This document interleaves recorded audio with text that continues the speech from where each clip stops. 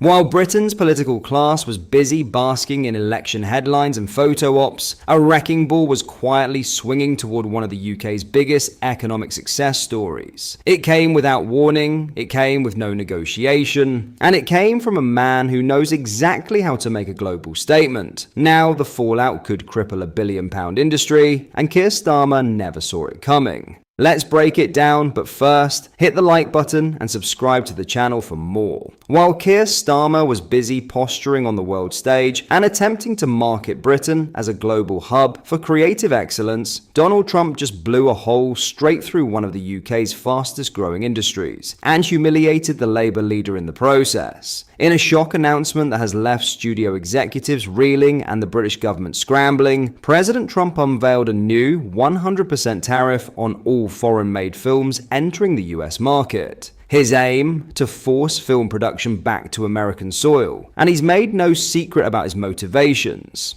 This is a national security issue, Trump declared. It's not just about jobs, it's about messaging, propaganda, and protecting American values. On Truth Social, he posted the rallying cry, "We want movies made in America, again." But behind the patriotic bluster lies a geopolitical uppercut aimed squarely at countries like Britain, whose booming film and TV industries have become major beneficiaries of American outsourcing. Over the last 3 years, the UK has rapidly emerged as a Hollywood satellite, luring big-budget productions with generous tax breaks, state-of-the-art studios, and skilled workers. Films like Mission Impossible and The Batman have all been shot on British soil. In fact, film studio space in the UK has nearly doubled to accommodate the demand. This has been hailed as a triumph by Labour figures like Starmer, who see the creative sector as a modern engine of growth. But now, that engine might be heading straight off a cliff. Trump's tariff bombshell has already sent shockwaves through the industry. Hollywood insiders are scrambling to assess the damage. No one yet knows how the tariff will be calculated. Will it be based on a film's production budget, its ticket sales, its streaming revenue? Trump didn't say, and neither did his Commerce Secretary, who simply told the media, "We're on it." But what's not in doubt is this: Britain is in the crosshairs. According to data from Prod Pro, nearly half of all US film and TV production spending over $40 million now takes place outside the US. And among the top beneficiaries, Britain, Toronto, Central Europe, and Australia. In fact, California ranks 6th as a filming location. That's right, 6th. Even Vancouver outpaces Hollywood. Trump sees this as an existential threat. In his eyes, foreign governments are gaming the system by handing out tax incentives to steal American jobs. And the UK is high on that list. Starmer and Labour have put massive political capital into turning Britain into the so-called global home of film. But what happens when the United States, the world's biggest entertainment market, decides to wall off its domestic industry? What happens when American studios are forced to choose between paying a massive import tax or relocating their productions back home? The consequences could be devastating. An industry that was supposed to be Britain's creative goldmine could suddenly become a poisoned chalice, as the very incentives designed to attract production now risk triggering punitive tariffs.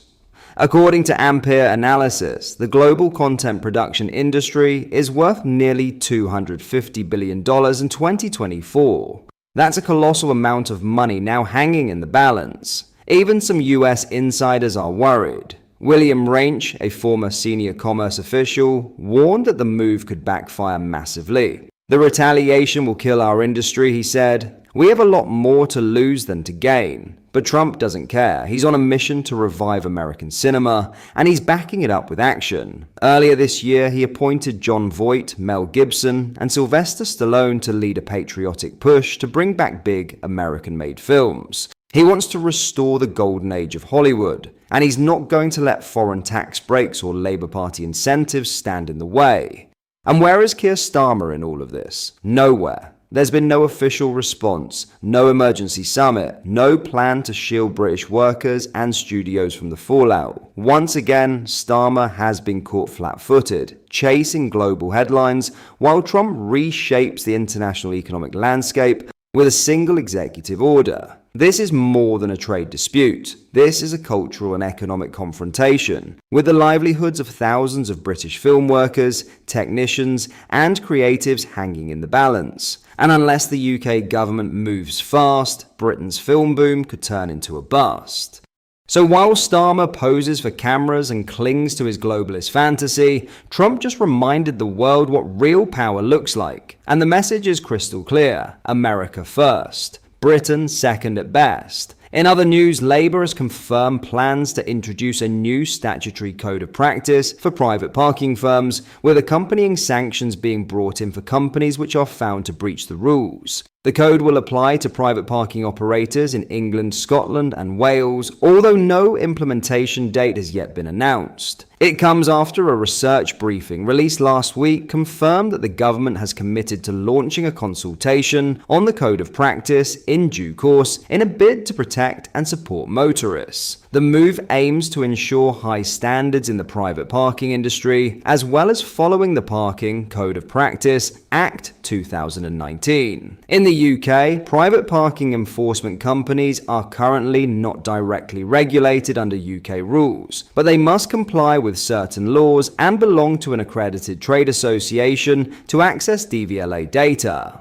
The previous government published a code of practice in February 2022, but withdrew it in June 2022 following legal challenges from parking companies over new charge levels and fee bands. A private parking sector single code of practice came into effect on October 1st last year, created jointly by industry bodies, but this is not statutory. The Parking Code of Practice Act 2019 provided the legal framework for the government to create a statutory code with enforcement powers. Without a statutory code, consumers have limited redress against poor behavior by private parking companies, with Labour hoping to solve this issue. The code is expected to regulate maximum parking charges, signage, grace periods, appeals processes, and complaint handling. Under the private parking sector single code of practice, charges have been capped at £100, with a mandatory 40% reduction for payments made within 14 days. The code also requires a 10-minute grace period at the end of parking sessions before charges can be issued, though this doesn't apply to short stay areas under 30 minutes. It also acknowledges that drivers with disabilities may need longer grace periods. The statutory code will likely include similar provisions, along with a consideration period, allowing drivers time to find and choose a parking space. The upcoming legislation hopes to give the Secretary of State the power to remove a company's access to the DVLA register of vehicle keepers if they breach the code. This would effectively prevent non-compliant operators from enforcing unpaid parking charges, making it difficult for them to continue doing business. Currently, parking companies must belong to either the British Parking Association or the International Parking Community to access DVLA data. Under the new statutory code, this access would be contingent on following the rules set out in the Code of Practice. What are your thoughts on what we discussed in today's video? Let me know down in the comments section below.